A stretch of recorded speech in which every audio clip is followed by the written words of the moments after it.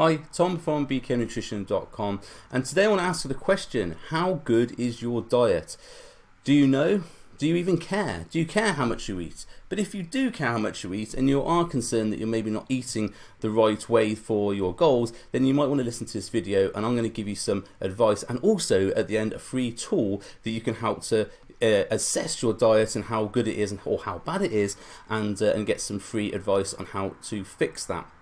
So years and years ago, when I was still constructing my my program for working with people, I developed a system called the diet ecosystem. Now, when people think of their diets, they are always thinking about calories in and calories out, because if you have more calories out than you have calories in, you create a deficit, and that is what is responsible for fat loss. And most people do know this. They know they have to eat less calories than what they expend, otherwise they're going to gain some body fat. But the problem with this is that while it's easy to go, yeah, okay, that's easy, create a calorie deficit, eat less than what you expend, and putting that into actual action is very, very hard, as most people find out, because they start some diet that they've got, they're very motivated at the beginning, and they start eating all these nice foods, preparing all these foods and sticking to their diet, got their Tupperware everywhere. And then a few weeks down the line, that's all gone to the wolves, and they're back to eating what they were eating before. And why is this? Why does this happen? Well, it's not because they haven't created a calorie deficit, because if they'd stuck to that diet they had and done their exercise schedule, then they would be in a deficit and they would be losing fat very consistently. What's happened then? Well, what has happened is that you've got the internal and external factors that affect your actions through the day. If we were locked in a room and just given food to eat and a treadmill and a few weights to do some working out, and said, right, all day you're going to be given this food to eat and you're going to be forced to do this exercise, and that will create a calorie deficit, you would lose weight, because you'd have no choice but to do those actions, and you'd have no option available to eat other than the food that was given to you. The problem with that is that most of us aren't locked in a room. Most of us aren't forced to do exercise. We have free choice about what we do. And so we always have these internal and external factors pulling us either way. And if you can imagine, you've got your got a piece of string hold here, and that's your calorie deficit there, and the internal factors and external factors are wind that's swaying you off that course, so you don't go towards where you want to be, which is the calorie deficit and then losing weight. So I created the diet ecosystem, which basically shows this and breaks it down, and then I've developed a test which will test your elements of the diet ecosystem. Now, once you understand why these things are happening and why they're affecting you, then you can think about how to change them, so you can make sure you're steady on that line in order to get the body that you want. So the diet ecosystem breaks down, because I love my little acronyms for now. So we have do, influence, eat, and think. So do, I suppose that's fairly obvious. That is everything you do. That's the gym workouts you do. That's the time you spend at rest, as in sleeping or relaxing, and that's the activity you do that isn't in the gym. So that's what is called non-exercise activity thermogenesis, or NEAT. You might hear people referring to NEAT. That's things like steps. Me sat here doing this. That's NEAT, because I'm active but I'm not exercising. And then you have influence. So influence is the things outside of you which are pulling you either way. And influence breaks down to three areas. You have your work environment, you have your social environment, and you have your family environment. Because at any point of the day, we are in one of these zones. We're either at work, we're with our family, or we're with our friends. Now, even if you're sat on your own, you might still be in one of these environments. But if you are sat on your own, you're more subject to the think elements, which I'll come on to in a minute. So it's important to understand the social, the work, and the family elements. Are those things pulling us away from where we need to be, or are they supporting us? Then we have eat, which is, I suppose, fairly obvious. It's making sure that you eat firstly within a calorie deficit, or to the calories that you want, because if you're trying to build muscle and trying to gain some weight, then you don't want a calorie deficit, you want a calorie surplus. And what I found with people who are trying to gain weight is that they still have these problems with their diet ecosystem, which is not allowing them to eat as much as they want or train as much as they want. So it's important, if you're trying to gain muscle and trying to improve your body, then this video will still be important for you. So you have foods that you eat, make sure it's within your calories, make sure it's foods that you like, because who wants to eat foods they don't like? That's not going to last very long.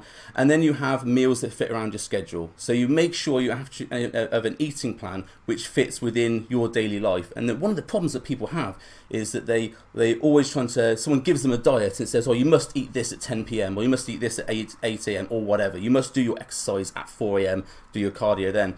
If this doesn't fit in with your daily life, that's going to be a factor that's not going to be in your favor. So that's going to be pulling you away. And then we come on to think. So think is your internal conversation that you have. And we all have within our psyche, within our brain, we have 3 brain elements. Now I know there's other people that talk about different things, different brains and this, that, the other that you have. I'm referring to, this is basically related to your eating and activity brain. And I break them down, which is, there's one brain called your muncher, which is the one that comes out whenever you're stressed and tired and says, oh, let's eat some chocolate, let's do this, let's do that. Then we have what I call TVOR, which is the inner voice of reason. That's your logical brain. That's the brain that says, I want to eat in a calorie deficit, or I want to eat more calories to gain muscle. I want to be healthy. I want to do all these things. And unfortunately, TVOR gets overridden by the muncher brain, who's a lot stronger and a lot more impulsive, because it doesn't have rational thought. It just has instinctual thought, which says, let's do this. And then it pushes that on you. Now, we've all been the subject of a muncher siege, a muncher onslaught, where we'll get stressed or we'll get tired or whatever else, and oh, shall I eat some donuts? Oh, shall I do this? Shall I do that? And that thought stays with you. If you've ever walked past a bakery and you looked in and you thought, wow, those cakes look nice. If you stayed there continually looking at those cakes, you eventually would go and get one if cakes is your thing. But if you walked away from that bakery, very soon you would forget about it. The issue here is that if the stimuluses are still there, which is forcing the muncher to come out and say, oh, let's do that, let's do that, then eventually you will break. Your willpower will break. And willpower is not about fighting yourself. Willpower is working, so you've got your TVOR brain and your muncher brain working together to get an outcome which is favourable to both. Now I've talked in other videos about working with your brains, but at a very basic level, this is one technique I use is that people say, oh, I want some snacks. I want to eat some snacks watching the TV. That's a muncher trigger, that's a muncher thought. But if we work with our brain, we have a logical TVOR response and say, okay, fine, let's do that. Let's have some snacks. But what we're going to do is we're going to put them into a bowl and we're only going to eat what is in the bowl. I call this technique break cues. Now, the reason you do that is that, say, and I do this all the time at home. So if I got some Pringles or something, I will not eat Pringles out of the tub because I'll eat the whole lot in one go. What I will do is pour some into a bowl. I'll sit down with my bowl and eat the Pringles out of that. And then the thing about that is that the muncher only comes out for this short-term stimulus, this short-term satisfaction. Once you've had a few sweets or whatever, the muncher actually goes back to sleep. And what keeps you going, what keeps you eating is mindless eating, this continuous trigger. If you've ever been in the cinema eating popcorn, you'll know exactly what I mean. Just keep eating and eating and eating, because it's in front of you and you just want the food. And if you've ever been to people's houses at Christmas and they've got chocolates all over there, then yes, of course, you're going to pick up those things and eat them. If they're within your field of view, you're going to eat them. So the whole point about working with your brain is that we have a set amount in front of you, so that if you want a snack or you want to do some snacking, you can, but you limit it with this logical response. So that's one technique I teach. There's loads and loads of others. So that's working with your brain. And then the other third brain is your robot brain. So the robot brain is the autonomic stuff you do. So same as you like breathing, same as if you come to a door, you'd automatically know how to open a door. You don't have to stand there looking at it thinking, how am I going to open that door? How am I going to get around this? Unless it's your first time opening a door, you will know how to perform that action. And when I analogize this to our habits are built on our autonomic responses. And that can be triggers from both the muncher and from TVOR. They program the robot to behave in a certain way. And if you're always programming your robot to snack as soon as you come home, or to have chocolate as soon as you sit down in front of the TV, or any one of these things which commonly are reported by my clients that they do just without thinking, that's the things that's going to work against you. So when we talk about building good habits and breaking bad habits and that sort of thing, what we're actually trying to do is reprogram your robot brain in order to do these things first rather than these things. And when you talk about people slipping into bad habits, it's not that they've forgotten how to do the good habits. It's just that the bad habits are more appealing, they're easier to do. So one of the tricks about building really good habits that support your diet and nutrition, your training, is making those habits so easy to do. They are easier and more appealing to do, and very much like you want to do them, rather than these bad habits that pop up. So there are numerous examples that I've talked about in my videos before, but there are loads of ways you can almost reprogram your robot, the automatic responses you do, the things you do without thinking. There's loads of ways to do that, but what the people fall down with is, I'm going to do all these complex things. So when they get their diets, they go, oh, I've got this diet, I've got to make my crushed avocado and salmon first thing in the morning at 4 a.m. I've got to eat it fresh because that's what my diet guru says I've got to do. How long are you going to carry that on? If you've got kids at home and they want feeding and taking to school and all that sort of stuff, how long are you going to carry on eating a crushed avocado and salmon fresh first thing in the morning? You're not, because although that is maybe a desirable good habit that you want to do, it's just not in line with what your lifestyle is, not in line with the easy things you want to do. The easy thing to do is to grab one of them breakfast biscuits and eat that on the way to dropping your kids to school, or not have breakfast at all and then go to Greg's on the way back. So all these things, all these bad habits that we do, we know we don't want to do them. We know they're not good for us, but we keep doing them because they're easy to do. And part of the process of changing your systems and changing your habits is recognizing what those things are, and then say, right, how can I make what I want to do easier than what I am currently doing? And that's where most people fall down with their habits. And habits will form a really important part of, if you're going to try and change your lifestyle, change your body, you've got to start building habits that support that. You've got to look how you live, essentially. And one of the techniques I talk about with my clients is casting votes. So every day, how are you casting votes for the life you want to lead? A simple analogy here is you get to a room, you've got a meeting in the office on the 3rd floor, you go in, you look there, you've got the elevator or the lift, and then you look right and you've got stairs. Which one do you take? Now, if you're looking to become a leaner person, a more exercised person, a healthier person, you'll probably choose to take the stairs, unless you're really late. But then stairs and lift isn't that much of a difference, unless the meeting's on the 30th floor, then you probably don't want to do the stairs because that's going to be a heart attack in the making. But if it's 3 stories up or 3 floors up, then taking the stairs is a very short departure, maybe going to delay by another 30 seconds, but it's going to make a vote for that healthy lifestyle. That's just one example, and there's loads of other examples I can give. But this thing about with your life, every time you've got a decision to make, you've got to think about, what would this other person I want to be do in this situation? So for example, I want to be a leaner, more muscular person. That's always my pursuit. I always want to be leaner. I always want to be more muscular. I always want to look better. I always want to make healthy decisions. I want to be a good dad. I want to be a good provider for my family. Those are all the things I want to do. I want to help people. The part of my habits, my good habits, is doing these videos because I want to help people and help people to understand things about nutrition and not get ripped off by diet gurus. It's like, do all these things, they're really wonderful, and give me £100 or £97 and I'll tell you how to do it.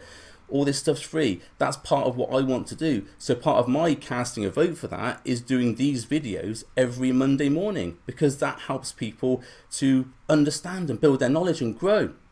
And if I want to be a good dad, what do? Do I take my son to the wacky warehouse, which he loves? I don't really like the wacky warehouse, but it's okay to sit down there.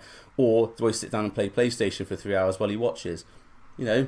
Both situations could be considered to be a good dad, but from what the decision I want to make, I will probably want to take him to the wacky warehouse.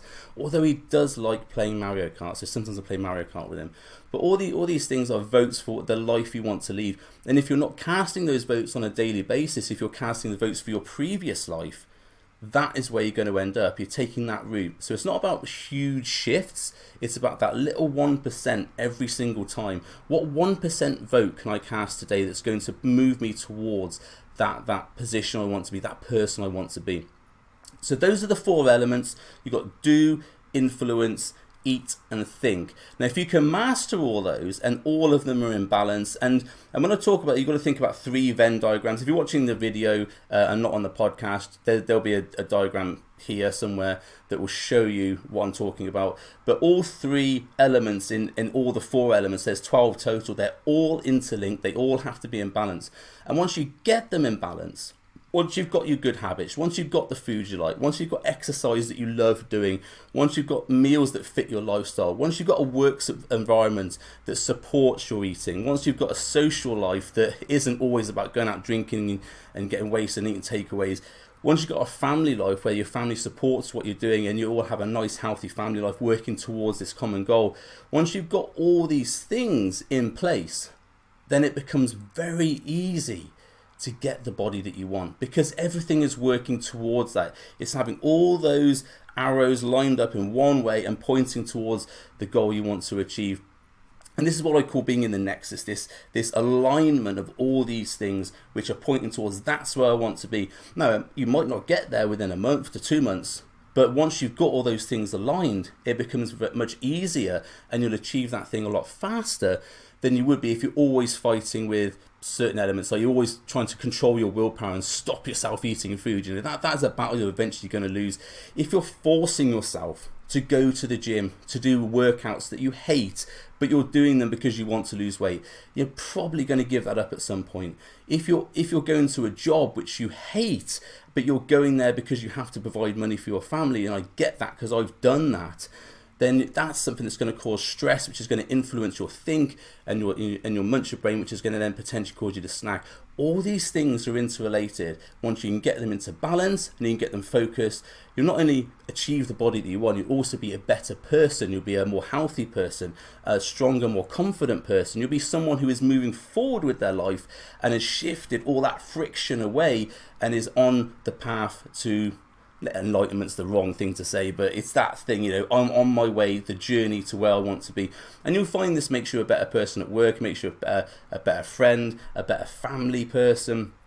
All these things, you become better because all these other things are aligned and there's no stress and no friction in your way. So that's why I constructed the diet ecosystem, and you can take this test. It's free on my website. All you have to do is go to bknutrition/diet-test, and there should be a link popping up here somewhere, and that will then it takes about 4 minutes, I think, 4 to 5 minutes depending on your answers. They're all yes or no questions, and about 40 questions, I think, and that will give you a breakdown of where you need to work. So it'll break down all your answers into the 4 elements, and it might be that you're very good at the do side of things. You're very active, you take loads of rest, and you do lots of workouts. Fine, don't need to work on that. But it might be that your think elements, you know, you're always thinking I can't eat that because that's going to make me fat, or you're always struggling against eating chocolate or something like that. All these things can be worked on. So it will tell you where you need to work on, and I'll send you a free report which will help you to understand that and move forward. And if you take the test and you've got some questions, feel free to make a comment below here. I quite like helping people out. So if you want to ask me a question after you've taken the test, then please do. I'm here to help. That's why I have this free YouTube channel and free podcast, and you can find more information on my website if you want to as well. So thanks for listening, and hope you get some value from what I've said here, and hope that the test helps you as well and gives you some idea about where to improve. It's all about improving your life, making your life better, so hopefully it will give you some ideas. Thanks for listening. If you like this, please like the video, actually click the button to like it, and please subscribe if you are not subscribed, and tell your friends if you found the videos helpful, because it's always nice to get my channel numbers up. And thank you very much. See you next time. Bye for now.